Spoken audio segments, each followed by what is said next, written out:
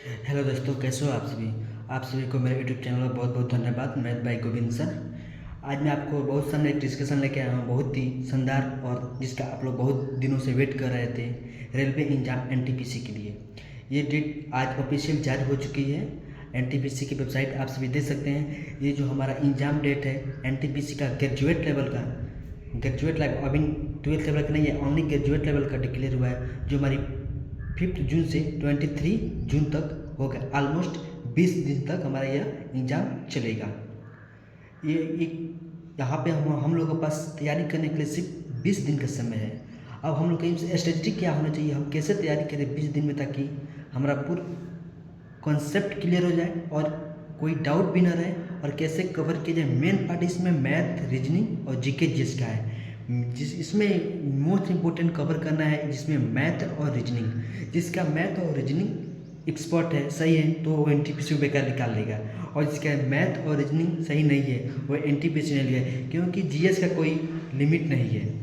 GS की कोई limit नहीं है, जीएस कहीं से भी आ सकती है।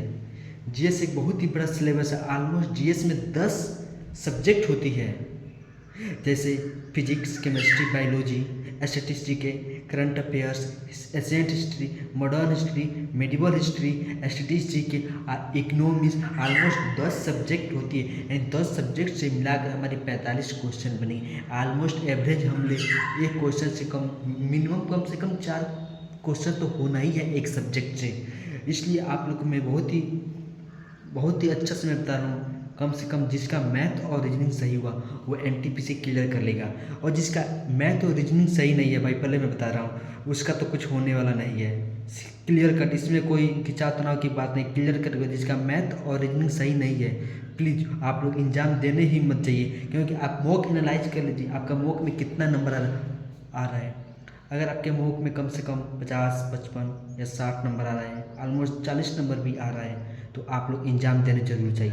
क्योंकि एग्ज़ाम देने का मतलब बहुत हम लोग का कंसेप्ट बहुत क्लियरिटी हो जाती है, क्या क्या हम लोग को करना है, क्या क्या नहीं करना है, कैसे करना है, इससे हम लोग क्लियर हो जाती है। अब हम आपको बताने जा रहे हैं 20 दिन का समय है, 20 दिन हम क्या करें। आप लोग को मैं बताने जा रहा हूँ 20 दिन का मैथ तो कैसे करना पड़ेगा। केरल रेलवे एग्जाम आप लोग सबको मालूम होगा, जितने लोग रेलवे के एग्जाम तैयारी कर रहे हैं, उसमें जो भी concept Rakesh Yadav sir cover कराए हैं मैथ का, वो टोटली यूज कर लो, टोटली उसको। अब हमारा कोई वीडियो देखने से कोई ज़रूरत नहीं है। हाँ, सिलेबस कंप्लीट कर, इससे कोई सिलेबस कंप्लीट करना छोड़ दो। सिलेबस कंप्लीट करना कोई ज़रूरी इसमें अब नहीं है, क्योंकि हमको अधिकतम PQI देखना है और कंसेप्ट देखना है।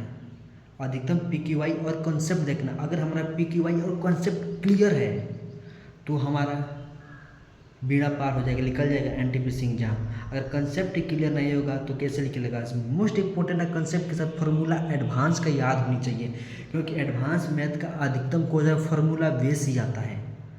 फार्मूला बेस होता है, कोई इधर उधर का नहीं होता, अधिकतम फार्मूला बेस आता है। खासकर अलजेब्रा, त्रिकोणमिति, मेंसुरेशन, ये सब फार्मूला बेस क्वेश्चन होता है। आप लोग से मैं यही कहूँगा, आप लोग कम से कम फार्मूला को पूरी जितना हो सके उतना रट लो, रट लो फार्मूला, क्योंकि फार्मूला बेसिक क्वेश्चन आएगा एडवांस मैथ से। ज़्यादा कुछ देखने की ज़रूरत नहीं है। मैं खुद एनटीपीसी का एग्जाम दिया हूँ, ज़्यादा कुछ करने की ज़रूरत नहीं है। आप फार्मूला रट लो, देख लो। अगर नहीं भरोसा है, फार्मूला बेस क्वेश्चन एडवांस में नहीं आया था, आप PQI देख लो। अभी जस्ट जो LP का हुआ, टेक्निकल का हुआ, JEE का हुआ, RPF का हुआ, जितना भी एडवांस है, ऑलमोस्ट फार्मूला बेस ही क्वेश्चन आया। ऑलमोस्ट इक्का दुक्का क्वेश्चन है जो फार्मूला से बाहर आया है, लेकिन वो भी फार्मूला पर से सिर्फ दिमाग का खेल है। ओनली फार्मूला बेस्ड क्वेश्चन आया है।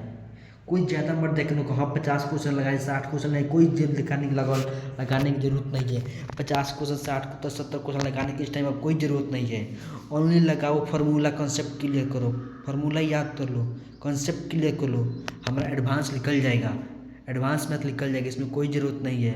ऑलमोस्ट कम से कम कंसेप्ट के मोस्ट, और GS का जितना हो सके उतना PQI करो, जितना हो सके PQI करो। PQI रट जाओ, पी जाओ, PQI रट जाओ, क्योंकि नया इसमें पढ़ने की कोई ज़रूरत नहीं है। जितना पढ़ लियो उतना बहुत है। सिर्फ रिवीजन करो, इससे ज़्यादा कुछ नहीं होगा। ओनली रिवीजन, जितना रिवीजन होगा उतना रिवीजन आपका बेस्ट होगा। एग्ज़ाम से 10 दिन पहले आपका एडमिट कार्ड आउट हो जाएगा, एग्ज़ाम सीटिंग मालूम चल जाएगा। आप लोग एग्ज़ाम सीटिंग अपना डाउनलोड करके अच्छे हो सके एग्जाम सिटी पर एक दिन पहले पहुँचे, ताकि इसमें कोई परेशानी न हो, क्योंकि एग्जाम सिटी से ट्रेन सही से नहीं मिलती है, बहुत कुछ होता है इसमें।